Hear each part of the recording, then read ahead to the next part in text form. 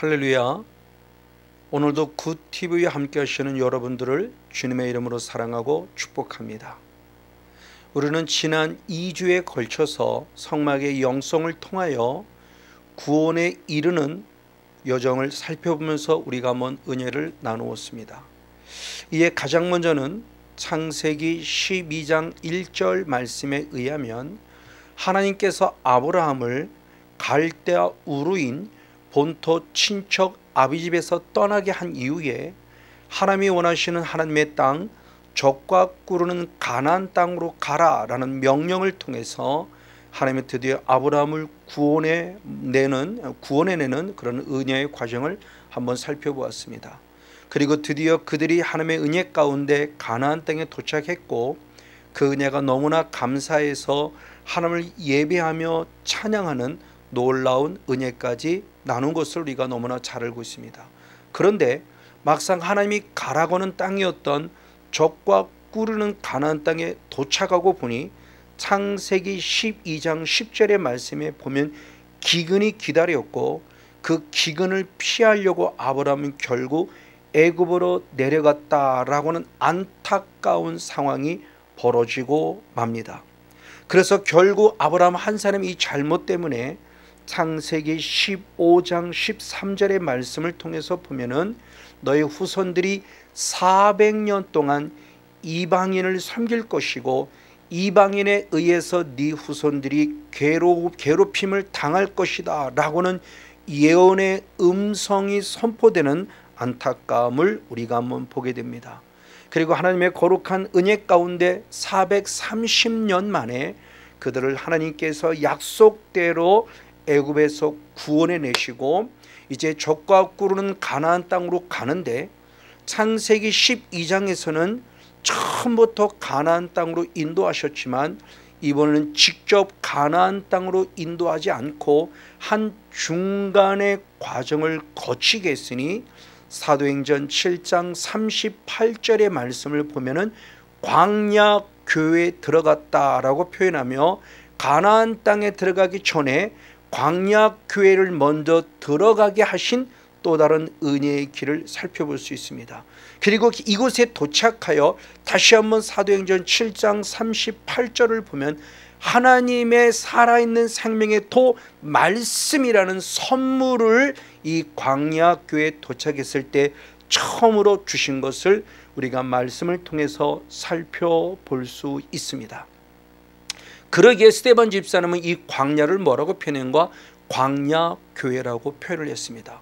왜 광야가 교회일까라는 부분을 원어를 통해서 연구해 보니 확실히 알 수 있습니다. 광야라고는 히브리어는 미드바르라는 원어인데 이 미드바르라는 광야의 원어는 다바르라는 원에서 유래된 단어입니다. 그러면 다바르라는 단어는 과연 무엇인가? 출애굽기 24장 3절의 말씀을 통해서 보면 하나님께서 명하신 모든 말씀이라는 뜻을 가지고 있습니다. 즉 광야라는 미드바르는 하나님의 말씀, 하나님이 직접 명하신 하나님의 말씀이라고는 다바르에서 파생된 단어임을 우리가 통해 보면서 광야가 왜 교회인지 알 수 있다는 겁니다. 왜 교회인가? 광야는 말씀이 있는 곳임에 교회라고 했다는 사실입니다. 이에 우리가 잘 알고 있는 사도 바울 역시도 디모데전서 3장 15절의 말씀에 하나님의 집에서 너희들이 어떻게 행할 바를 알려주길 원한다고 말하며 이 하나님의 집은 살아있는 하나님의 교회요 진리의 기둥과 터이라고 말씀함을 통해서 광야가 결국 살아있는 하나님의 말씀이 있는 곳이기 때문에 교회란 사실을 우리가 직접적으로 알 수 있으며 우리가 지난주에 말씀을 통해서 은혜를 나누었죠. 그리고 드디어 광야 교회에 들어왔을 때 두 번째 선물을 주시니 첫 번째는 생명의 도라는 말씀을 선물로 주셨다 한다면 사도행전 7장 44절의 말씀을 통해서 보면은 하나님의 증거의 장막이라고 표현하면서 성막을 선물로 주셨음을 우리에게 보여주고 있습니다. 왜 두 번째는 성막을 선물로 주셨을까요? 성막을 통해서 주어지는 메시지가 있기 때문입니다. 자, 성막이라는 부분은 우리가 단순히 광야에서 지어진 어떤 하나의 건물과 같은 모습으로만 생각할 수 있지만 성경을 통해서 보면 성막은 단순히 건물이 아니라는 겁니다. 시브리서 8장 5절의 말씀을 보면 이 성막은 이미 하늘에 있는 것의 모형이요 그림자라고 말하며 이 땅에서 만들어진 성막은 육의 눈에 보이는 성막을 하면 끝남이 아니라 원래 주님의 이 성막을 통해 주는 메시지는 뭐냐? 하늘에 있는 것이라는 겁니다. 이것을 통해서 성막은 바로 영의 세계에 있던 실제 존재하는 부분이요, 이 영의 세계가 바로 하늘, 즉 하나님 나라에 있다는 것으로 우리에게 가르쳐 줌을 통해서 성막을 통해서 우리에게 무엇을 보길 원하냐? 영의 세계가 실제이며 성막을 통해서 하나님의 나라가 실제란 사실을 보길 원하는 주님의 거룩한 메시지요, 주님의 뜻이 있다는 사실을 우리가 한번 살펴볼 수 있다는 것입니다. 이런 하나님의 나라의 또 다른 대표적인 모델이 뭐냐? 바로 에덴 동산입니다. 창세기 1장 2장을 통해서 하나님이 처음 천지 만물을 창조할 때 에덴 동산을 만드셨죠. 그 가운데 특별히 창세기 2장 9절과 10절 말씀을 통해서 보면은 그 에덴 동산에 강이 흐른다고 말하고 있으며 그 강이 흐르는 곳에 동산 중앙에 생명나무가 있었다고 표현하며 이 강에서 흐르는 생수의 강이 동산을 적심으로 말미암아 모든 걸 풍요롭게 하고 모든 나무들에서 실과가 맺게 하는 은혜가 있다는 사실을 분명히 에덴 동산을 통해서 볼 수 있습니다. 그런데 실제인 하나님의 나라, 즉 에덴 동산의 실제인 하나님의 나라의 모형이라고 또다시 말씀할 수 있는 이유가 계시록 22장 1절의 말씀을 통해서 보면은 바로 하나님 나라의 실제인 모습에 수정같이 맑은 생명수의 강이 하나님의 예수님의 보좌로부터 흐르고 있다고 표현하고 있다는 겁니다. 에덴 동산의 강이 동산을 적셨다는 것처럼 실제 하나님의 나라에도 바로 여호와의 보좌, 하나님의 어린 양의 보좌로부터 생명의 강, 생수의 강이 흐른다는 겁니다. 그래서 2절의 말씀에 보면은 이 생수의 강의 흐름을 통해서 강 좌우에 생명나무가 있는데 12가지의 실과를 맺고 달마다 실과를 맺으며 그 나무 잎사귀를 통해서 만국이 소성한다고 말하며 실제인 하나님의 나라에도 생수의 강이 흐르고 있고 그리고 생명나무가 있음을 통해 보면서 에덴 동산이 단순히 그냥 어느 날 갑자기 하나님의 천지 만물을 창조하며 만든 것으로 끝남이 아니라 원래는 실제인 영의 세계, 실제인 하나님의 나라에 있던 것은 성막을 통해서 보여주듯이 그대로 이 땅에 내려주면서 하나님 나라의 모델임을 우리에게 보여주며 에덴 동산을 통해서 하나님의 나라를 보라고 하는 것이죠. 성막을 통해서 하나님의 나라를 볼 수 있어야 되듯이 에덴 동산을 통해서 우리는 빨리 실제인 하나님의 나라를 볼 수 있는 영안이 열려야 된다는 겁니다. 그래서 주님께서는 계시록 21장 1절의 말씀과 2절의 말씀을 통해서 보면 마지막 때에 새하늘과 새 땅이 이루어진다. 처음 하늘과 처음 땅은 없어지며 새하늘과 새 땅이 이루어지는데 놀라운 일은 바로 그때에 하늘에서부터 새 예루살렘이 직접 내려온다고 말씀하고 있다는 거예요.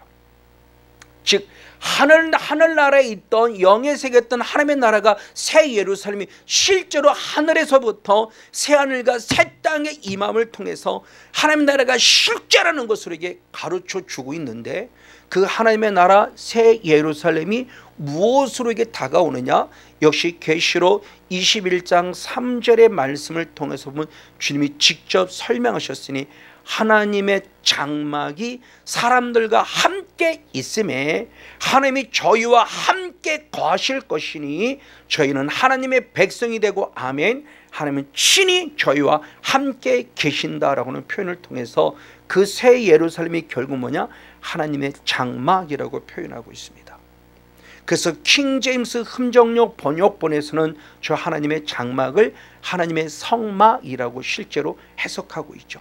다시 말해서 바로 성막을 통해서 우리에게 주는 메시지는 결국 뭐냐, 영의 세계는 실제이고 그 영의 세계의 실제인 하나님의 나라가 실제란 사실을 우리에게 가르쳐 주면서 성막을 통해서 결국 우리들은 뭐냐, 하나님의 나라가 무엇인가를 알 수 있어야 되고 하나님의 나라 들어가려면 어떻게 들어가는가 또 알 수 있어야 되고, 그래서 이제는 성막을 지식으로만 배움이 아니라 성막을 통해서 실제로 하나님의 나라를 누리는 자가 되는 주인공이 될 필요성을 살펴보면서 우리가 지난주까지 말씀을 통해서 한번 은혜를 함께 나누었죠.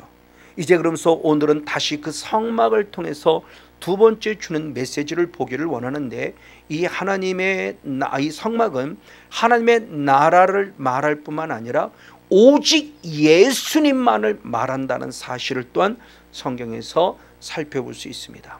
그래서 마태복음 17장 8절 말씀을 통해서도 보면은 변화산의 역사를 통해서 하나님의 나라가 실제 무엇인가를 보여줄 때 예수 외에는 아무것도 보이지 아니하더라라는 말씀을 통해서 오직 진정한 하나님의 나라는 오직 예수만 보여지는 역사가 나타나는 곳이 바로 하나님의 나라요, 이것이 성막을 통해서 우리에게 가르쳐주는 거룩한 메시지입니다. 자, 우리가 잘 알듯이 오직 우리의 구원은 믿음을 통해서만 이루어지죠. 그래서 요한복음 3장 16절의 말씀에 하나님이 세상을 이처럼 사랑하사 독생자를 주셨으니 이는 저를 믿는 자마다 멸망치 않고 영생을 얻게 하려 하심이라. 믿음을 통해서 진정한 구원이 있음을 얘기하죠. 그래서 사도 바울도 똑같은 말씀을 요한복음 16장 31절 말씀을 통해서 주 예수를 믿으라, 그리하면 너와 내 집이 구원을 얻으리라고 말하며 믿음으로 말미암은 진정한 구원을 말씀해 주고 있습니다. 즉 성막은 우리에게 구원의 여정을 말하고 있는데 그 구원의 여정의 구원의 주체 핵심 주인공은 바로 뭐냐, 오직 예수로만 이루어진다는 사실을 성막을 통해서 가르쳐 주고 있다는 것입니다. 이 예수님은 첫 사역 속에서 요한복음 2장에 성전 청소를 하시죠. 그러면서 성전 청소하실 때 헤롯에 의해서 46년 동안 지어진 헤롯 성전을 헐어버리고 3일 만에 짓겠다라고 요한복음 2장 20절에 말씀하고 있습니다. 제자를 비롯해 모든 사람은 깜짝 놀랄 수밖에 없습니다. 이것이 무슨 뜻인지 알지 못하고 있다는 것이죠. 이 예수님은 우리가 가지고 있던 성전의 개념을 확실히 바꿔놓습니다. 지금까지 성막의 개념, 성전의 개념은 건물이었습니다.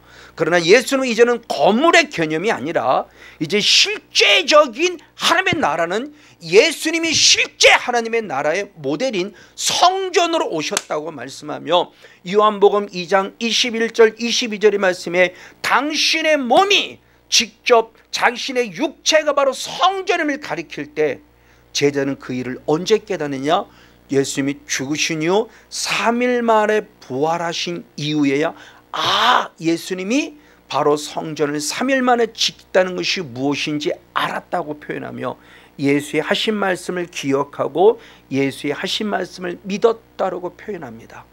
예수는 완전히 성전의 개념을 바꿔놨습니다. 그래서 이제는 우리의 몸과 마음도 성전이라 말씀하셨으니 고린도전서 3장 16절의 말씀을 통해서 너희의 몸이 성령님이 거하는 하나님의 거룩한 성령의 전, 하나님의 전인 줄 알지 못하느냐 말하며 주님께서는 성전의 개념을 확실히 바꿔 놓으신 것을 통해서 이제는 성막, 이 성전을 통해서 뭘 말하느냐, 하나님 나라를 말하고 오직 예수님으로만 구원이 있음을 가르쳐주고 있다는 것이죠.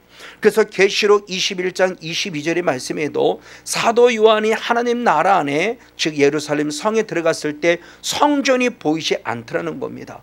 성전이 보이지 않을 때 그럼 성전은 결국 무엇이었는 걸 보니 어린 양 예수님이 곧 성전이었다는 사실을 보면서 예수님이 그 성전으로서 진정한 하나님의 나라가 어디에 이루어지는가를 우리에게 분명히 가르쳐 주고 있으니 이제 성막을 통해서 저와 여러분도 구원의 여정을 살펴볼 뿐만 아니라 예수님으로만 구원이 있다는 사실을 알아야 한다는 사실을 가르쳐 주고 있죠.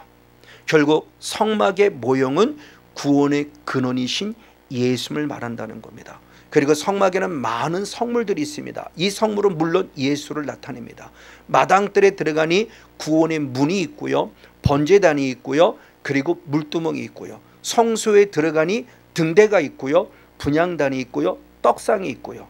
그리고 성소에서 지성소로 들어가기 바로 직전에 휘장이 있고요. 그리고 지성소에 들어갔더니 하나님의 언약궤가 있고요, 속죄소가 있고요. 이 모든 성물들은 결국 무엇을 나타내느냐? 오직 예수님을 보여주고 있고, 또한 그것이 결국 구원의 사역을 보여주는 아주 귀한 성물들임으로 너무나 잘 알고 있습니다. 즉 구원의 출발점은 무엇이냐? 믿음입니다. 그래서 조금 전에 나누었던 요한복음 3장 16절 한 번만 더 보면 우리는 예수 그리스도를 믿음으로 말미암아 영생을 얻는다는 것입니다. 맞습니다. 이 믿음이 복음의 핵심입니다. 그런데 사도 바울은 이 믿음을 얘기할 때 단순히 믿습니다로 얘기한 것이 아니라 복음에는 하나님의 의가 나타났다고 말하며 믿음으로 믿음에 이르러야 한다는 아주 중요한 영적 원리를 알려주고 있습니다. 그러면서 오직 의인은 믿음으로 말미암아 살리라고 말하며 믿음의 사람은 믿음으로 시작해서 믿음으로 마칠 걸 말하고 있다는 거죠. 근데 이 신앙의 고백이, 이 믿음의 고백이 단순히 어느 날 신약에서 말하고 있는 것이 아닙니다. 방금 읽었던 로마서 1장 17절의 근본이 되는 말씀은 하박국서 2장 4절의 말씀, 이미 구약시대부터 인정된 말씀으로서 오직 의인은 믿음으로 말면 살리라는 그 말씀을 그대로 인용한 겁니다. 그래서 히브리서 11장은 믿음장으로서 우리가 잘 알거든 구약의 모든 선조들이 다 믿음으로 살았고 믿음으로 죽었다고 말하며 우리는 오직 믿음으로만 구원을 얻음을 가르쳐 주고 있습니다. 근데 그 믿음이 막연히 믿습니다가 믿음이 아닙니다. 구체적으로 뭘 믿어야 하냐는 것이죠. 그 로마서 10장 9절과 10절 말씀에서는 예수님이 나를 위해 죽으신 것을 믿고 다시 한번 나를 위해 살아난 것을 믿을 때 마음으로 믿을 뿐만 아니라 입으로 시인함을 통해서 구원을 얻었다고 말하며 10절의 말씀은 구원에 이른다는 것을 가르쳐주고 있으니 믿음으로 믿음에 이른다는 것은 결국 구원을 얻은 자가 구원에 이른다는 것을 가르쳐주고 있죠. 이에 베드로도 똑같이 베드로전서 2장 2절의 말씀에 신령한 젖을 사모하는 자가 돼서 구원에 이르도록 자라야 한다고 표현했습니다. 자라야 한다는. 이에 사도 바울도 똑같이 에베소서 4장 13절과 15절에 말씀할 때 바로 우리는 온전한, 즉 예수님을 하나님을 나의 구원자로 믿는 것과 그 아들을 아는 것에 하나가 돼서 온전한 사람을 이루어 그리스도의 장성한 자의 분량이 충만한 데까지 자라라 이르라 라고 말하며 우리의 신앙이 결국 자라야 할 것을 말하고 있다는 거죠. 이에 사도 요한도 요한일서 2장 14절의 말씀에 중요한 얘기를 했으니 신앙의 단계를 말하며 어린아이 신앙에서 청년의 신앙으로, 청년의 신앙에서 아비의 신앙으로 자랄 것을 성경이 분명히 말씀하고 있다는 것입니다. 맞습니다. 자, 이렇게 성막의 영성을 통해서 하나님 나라가 실제일 뿐만 아니라 오직 예수로만 구원했다는 것을 가르쳐주고 있을 때 가장 먼저 통과하는 것이 뭐냐? 문입니다. 문은 근데 하나밖에 없습니다.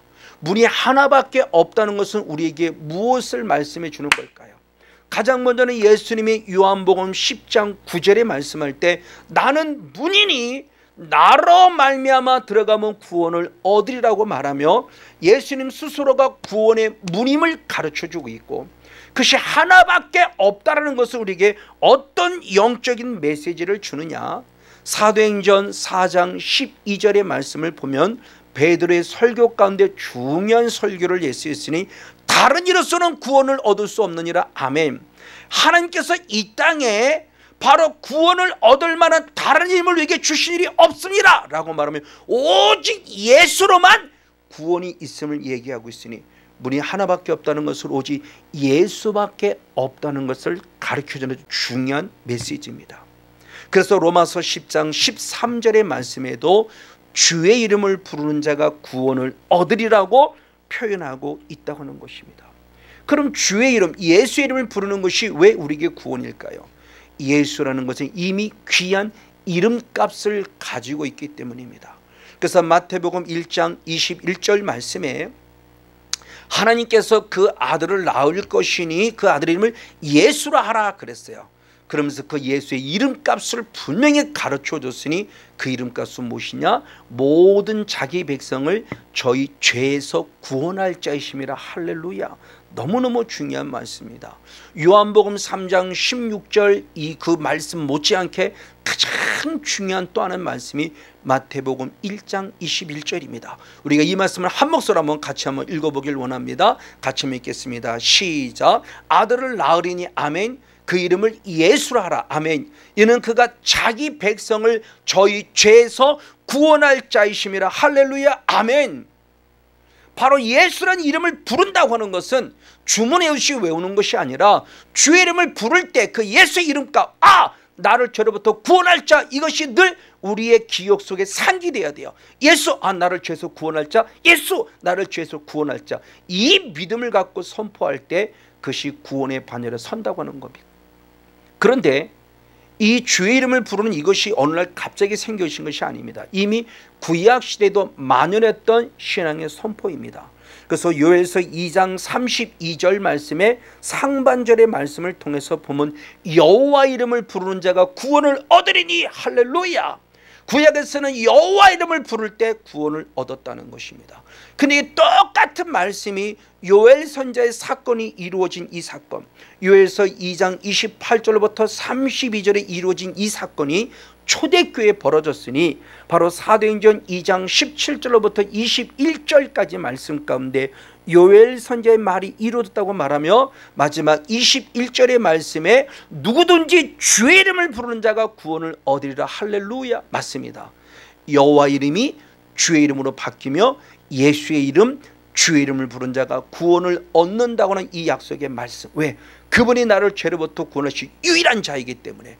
그래서 저와 여러분은 늘 예수의 이름이 선포되는 자가 될 때 진정한 구원의 반열에 설 수 있다는 것을 가르쳐주고 있습니다. 그런데 이 주의 이름을 부르는 것 내가 부를 수 없습니다. 요엘서 2장 28절의 말씀을 통해서 보면 성령이 임한 자만이 부를 수 있다라고 말하고 있습니다.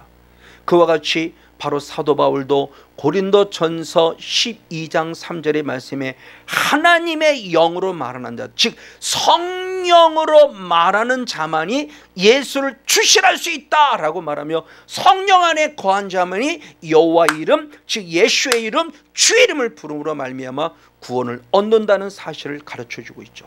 그럼 중요하죠. 어떻게 해야 우리가 구원을 얻을 수 있죠?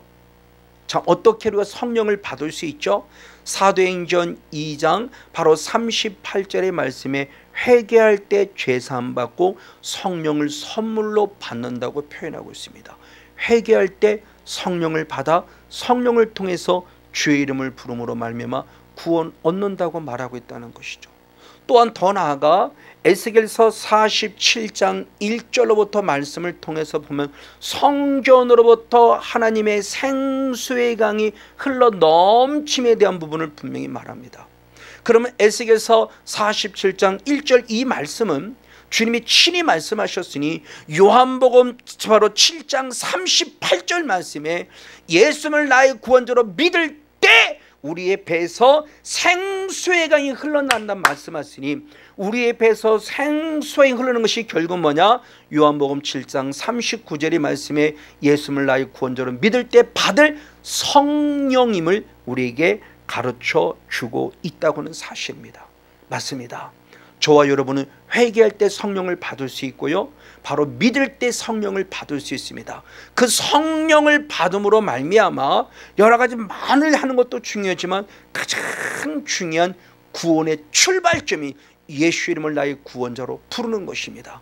저 여러분은 온전히 성령 충만해서 오직 예수 이름을 부름으로 말미암아 믿음을 시작해서 마지막 믿음으로 마지막까지 마치기까지 구원이 되로 날마다 달아가는 성령 충만한 주인공이 되어지기를 예수님의 이름으로 간절히 축복하고 축원을 드립니다.